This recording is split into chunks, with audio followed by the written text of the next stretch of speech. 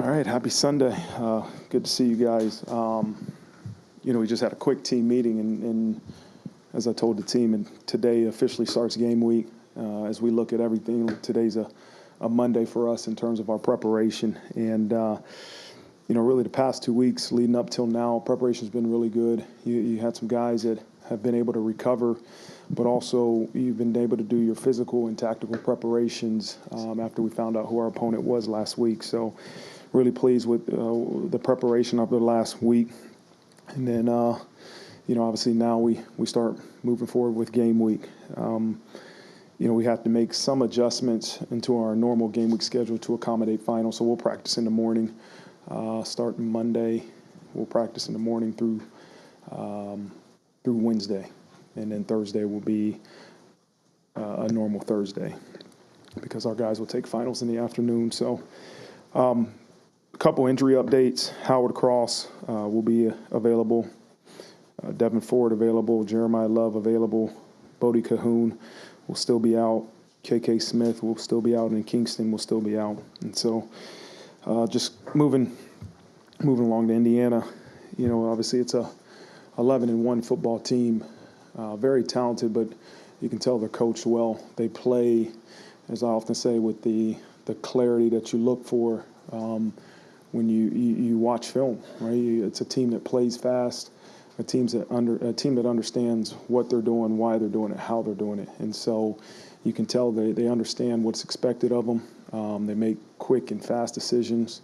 A very disruptive, chaotic defense that is, I think, number one in the country at stopping the run.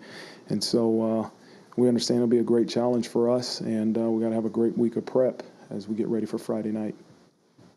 With that, I'll open up for questions. On your right, Tom Noy. Marcus, the last 10 games, the focus was always there, game in and game out. How do you now turn that back on after what will be 20 days without a game? Yeah, I've been preaching the same messages that everybody knows it's a big game, but the approach to the game can't change. What we've been doing in terms of our preparation mentally and physically has given this program a chance to succeed. Now, all season long, we've talked about elevating, right? Continuously finding ways to get better in terms of how we prepare. And that's no different as you prepare for this one, is that we have to find ways to enhance the way we prepare and continue to elevate as a team with that same approach that we've had. And we'll get to Friday when it gets here. It's a big game. It's a different kind of game. But the fact that you've been in win or else mode basically since September 7th, how can that work to this program's advantage? Yeah, it's something I've been preaching to the guys, and something that I reiterated this last week was that we've been in playoff situational games since week 3, and we understand that. And every game that we play in is a version of a playoff game in our minds. And so continue to understand that don't have any added pressure for this one that you haven't had the previous 10, right? And so our guys understand that. That's going to be the message that I continue to reiterate, and let's just focus on the way we're preparing more than anything. Front row on your left, Jack Sobel. Coach, you're the only playoff team who hasn't had anyone enter the portal since the regular season ended. What's been your message to the players about that, and why is it important for you to keep the entire team together entering the playoffs? I can't speak for everybody. I think every individual in our program makes their own decisions.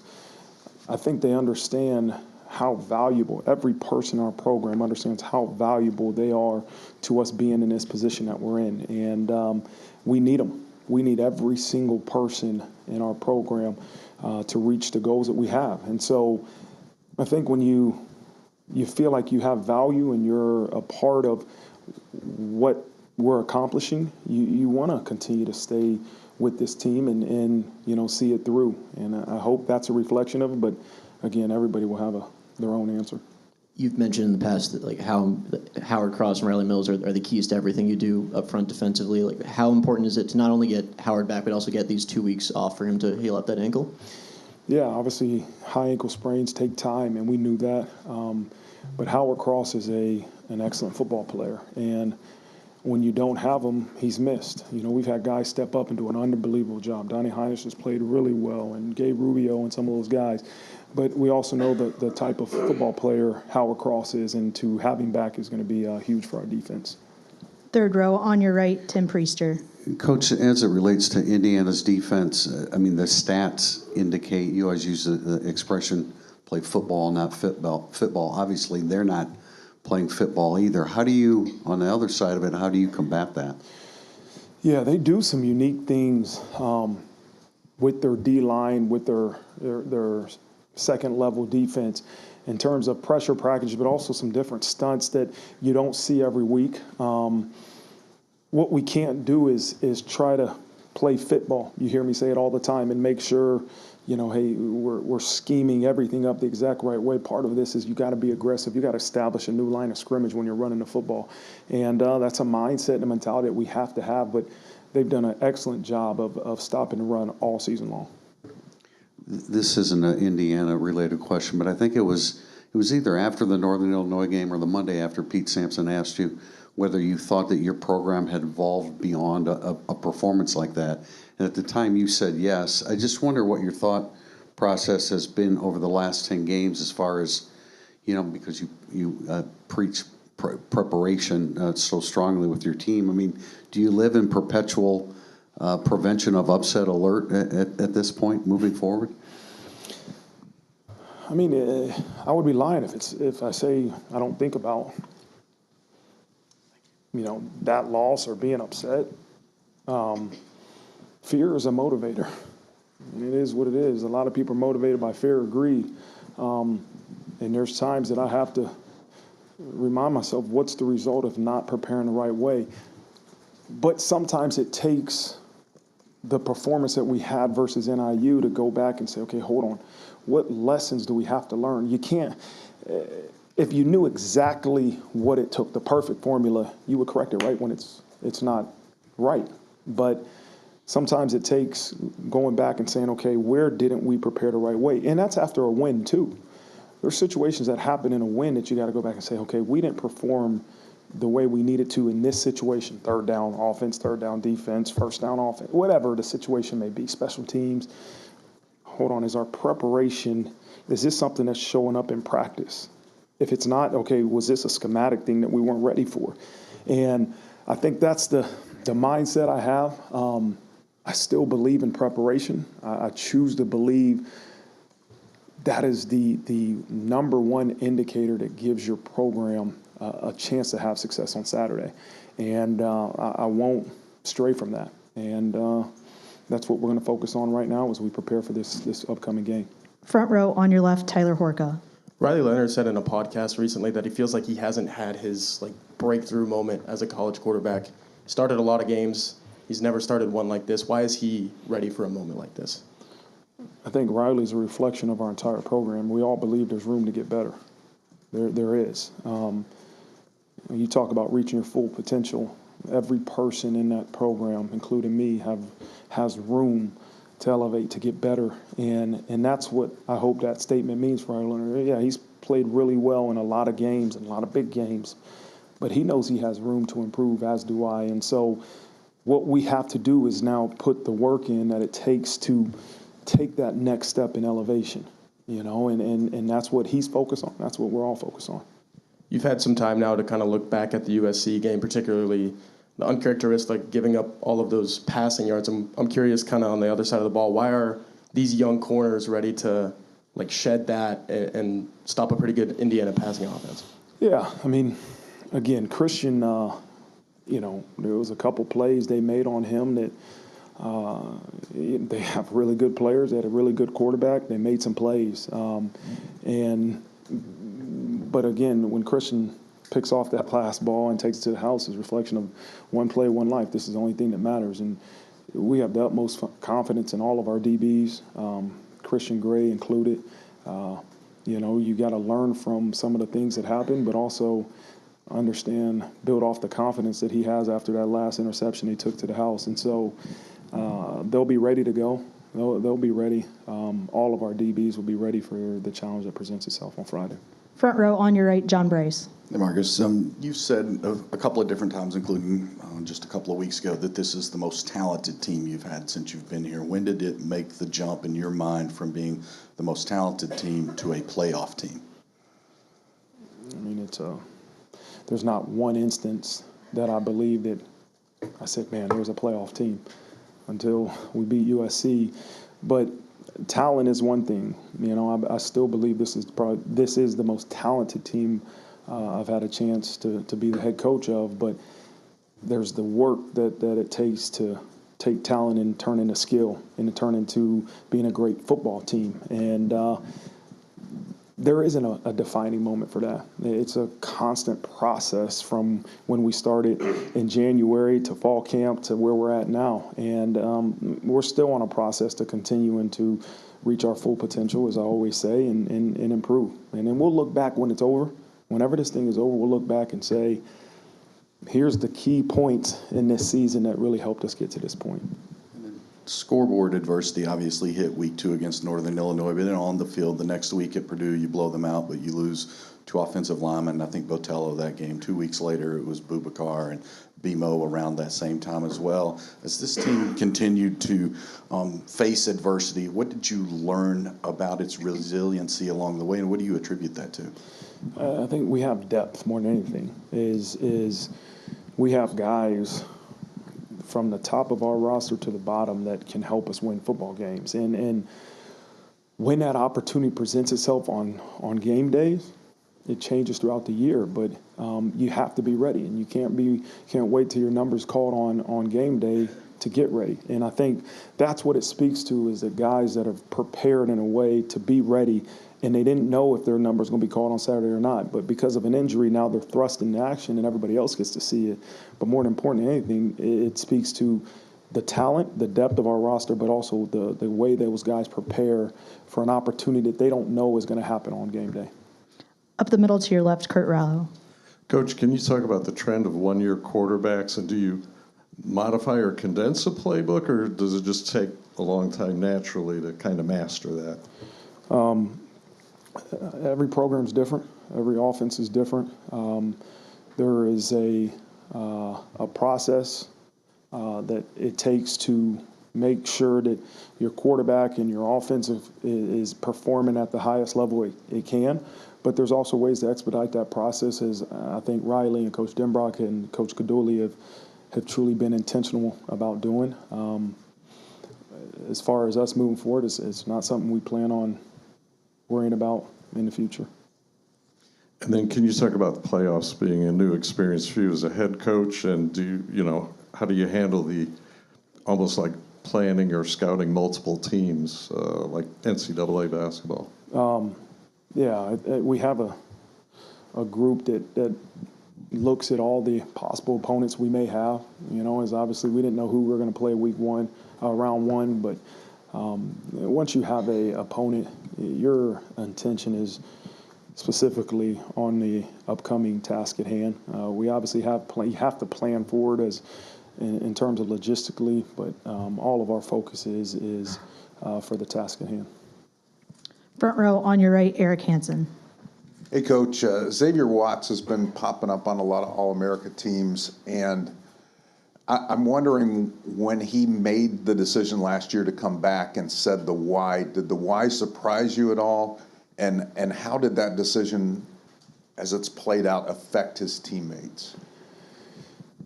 When he made the decision to come back, I think there was multiple reasons. One was to improve his draft stock, right, and to give him a chance to be drafted at a higher position in NFL draft, but also to help this team reach some goals that we've set. And, being a captain, being the leader that he's been for our defense, there is no value, no money that I can put on that. Like, he has been amazing in terms of the value he's brought into this program and to this team, and often tell him, I just told him that, like, what you've done for this program to achieve team glory is going to be bigger than you could ever imagine in terms of the individual glory, that the All-Americans, the awards that you may or may not get. I just want him to know, and he knows, the value he's brought to this team for us to achieve the results that we've had has been tremendous. And then sometimes during bye weeks or a bowl/playoff rep, players have a chance to recalibrate. I wonder if Bo Collins has been able to take advantage of that, if you see kind of a resurgence with him at all. Yeah, Bo's had a wonderful few weeks of practice, confidence, practicing fast, high level, making some big plays in practice, and that's all you can control, right? You learn from the things that are behind you and the mistakes that you've made, but what I've seen in Bo Collins in these past 2 weeks of practice gives me a lot of confidence in what he can do on game day. Staying on the right side in the back row, Allison Hayes. Hi, Coach. Just the challenge that IU quarterback Curtis Rourke and the Hoosiers offensive line pose for your defense. Yeah, every great offense is led by a quarterback, and this is no different. He's a veteran. He's been in big games. He's played in a lot of football games, and he makes really good decisions. Like, he knows where he's going with the ball. He knows what he's looking for, and he is able to execute at a high level. But more than that, I think their offense, being able to run the ball, is something that they've done really efficiently. And when you think about weather conditions, you think about a Friday night in South Bend, Indiana, weather could have an impact on the football game. And they've done a really good job running the ball. And so we have to prepare, obviously, for the things he does well in the passing game, but we got to make sure we can stop the run, too. And then there were times this season that the guys told us you had video of the NIU game. You wanted them to see that. You had video of the USC loss from a couple of years ago. You wanted them to remember that. Are you doing anything specific that just to help motivate them for this game? Yeah, there's always motivational tactics that, I provide that maybe it's more for me than anything. But yeah, we'll find ways to motivate them. They're motivated by this opportunity more than anything. They're motivated to play in the first ever playoff game in Notre Dame Stadium versus a dang good football team in Bloomington, Indiana. That's where their motivation lies. More than anything, again, the ability to pull plays from IU, to show them plays from previous losses, is to learn from them. It's more than motivating, it's to learn from them. There's plays in Louisville last year that I had on the screen that hopefully they watched and they said, oh, okay, that's something I got to remember that will help us on game day. And that's really the tactic behind playing some of those things that the previous losses and showing around the group. Front row on your left, Kyle Kelly. Hey, Coach, it's been since the FSU game that Mitch Jeter, that was the last time he made a field goal. So where are you at with him, and is he back to the point where he's kicking field goals in-game as the routine to where he was pre-injury? Yeah, this is as close as he's been to where he was before he got hurt. He's had a really good 2-3 weeks of practice. Now we had to let him truly recover. He needed it. He needed a chance to recover, and we've probably had more live field goal opportunities and field goal periods in practice just for him, but everybody to get their confidence back in our field goal unit, some of the protection things that we have to fix. And so he's had a really good few weeks of practice. Indiana will come here with the #1 run defense in the country. What impresses you about that part of their defense? Again, I think they play aggressively. I often say they create chaos. They have a really unique scheme in terms of some of their twist games and pressure packages, but they're talented and they play hard. Their D-line is really, really good, and it's hard to simulate some of the things they do in practice. But our scout guys have done a good job at trying to give us a really good look, as they've done all year. But they are well coached, they're aggressive, and they're a confident group. Front row on your right, Pete Sampson. As you put together sort of the practice plan and prep plan for this, was there just like who you relied on for that? It's something nobody has done. Yeah. It's like it's a bye week, but not really. It's like a bowl game, but it's much earlier. So how do you sort of figure out, like, this is how hard we need to practice, when we need to practice, how we're going to recover, how we're going to lift? Yeah, I think there's part of the logistics that we had deep and long discussions about before the season even started, right? With understanding that you have finals, understanding that you're going to have week 13 off, you're not going to have an opponent till after the championship game. So some of those logistical things we've had a plan for. And then as we got closer and closer to this, and once we really got an opponent, every week we get together as a sports performance group. We meet early in the week, and I have a vision that I want in terms of the practice schedules and the periods, and I bounce it off of, John Waggle and Lauren Lando and Rob Hunt and that group that we kind of meet about looking at the loads and the numbers and, hey, coach, this would be high, this would be low, and it's a collective decision. Like, I have to use the wisdom that is around me. We have some of the most brightest individuals here at this university that can give me feedback. And then I got to make a decision. I have to make a decision that I believe is best for this football team. But before I do that, I want to use all the wisdom available. Kind of a micro about the offensive line. Like, you never got to start the offensive line you thought you were going to start on August 1st, based on injury. But when did this line start to look like kind of the one that you wanted, even if the players were different from, where you thought it would be on the first day of camp? Again, it's a similar answer to John's. Like, it's a progression, and it takes time. There's not one game or one instance that I said, that's the offensive line that we've been waiting on. Like, they played well week 1. There was improvement. Week 2, there's improvement. There's still improvement that we have to make, but I think it's that chase of perfection. It's that chase of reaching our full potential that prevents you from saying, this is when it happened. Right? It's that mindset. Like, we're not there yet. We're not there as a football program. We're not there as an O-line group. We're not there as a head coach. Like, there's room for improvement. And after this season, we'll look back and say, hey, maybe there was a time or two, but right now it's just like, how do we get better? How do we get better?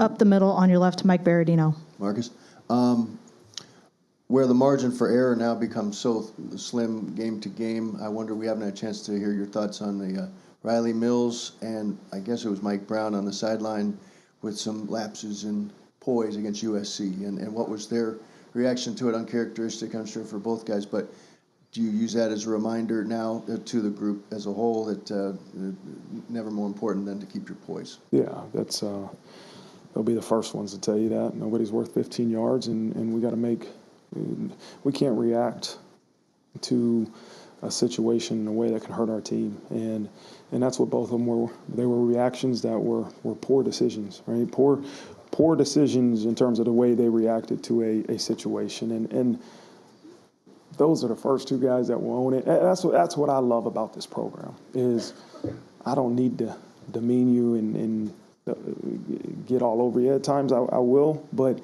these guys own it. They understand it, and we all got to learn from it. It's a reminder for me as the head coach. Nobody's worth 15 yards. Let's make good decisions no matter what happened to the previous player in the previous moment. We got to be smart in terms of how we react. And then there's a new coach in the ACC, your scheduling partner, Bill Belichick, has arrived, and everybody's kind of weighed in on that, welcomed him. I wondered, did you run into him at the Navy game? I think he was there this year. Or have you spoken to him at all in the pro days or anything? And the idea that he's arriving and telegraphing, well, we're gonna get these guys. We're gonna run a program preparing them for the NFL. It'll be the kind of thing where NFL dads would want to send their kids. Strikes me that you already have that kind of thing going here. I don't know, just what's your reaction to Belichick coming, and what's your response to your message to everyone that wants to be prepared for the NFL through the college game? What you guys do? I got a lot of respect for what Coach Belichick has done for the game of football.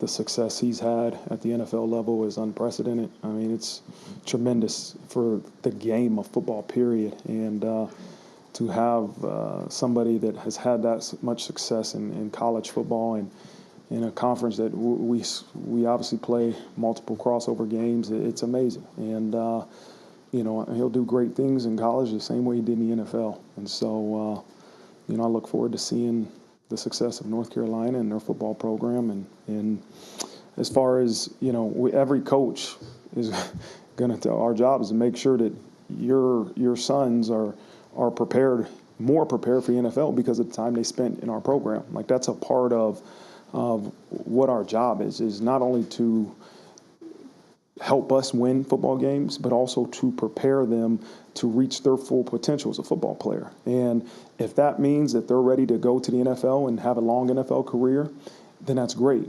But our job is to make sure that they are as the most complete football player as they can be in terms of because of the time they spent with us in our football program.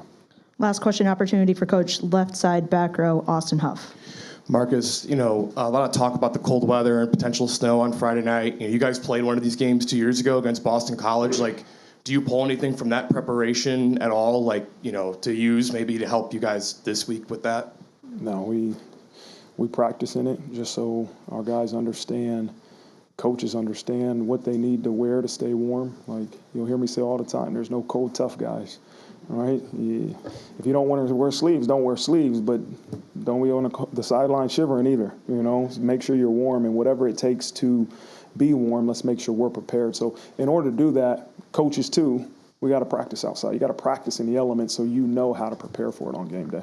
So you don't recommend wearing no shirt during warm-ups like Florida State 6 years ago? If they're not cold, you wear what you want to wear. Just make sure you're warm. Coach, thank you so much. All right, thank you, guys.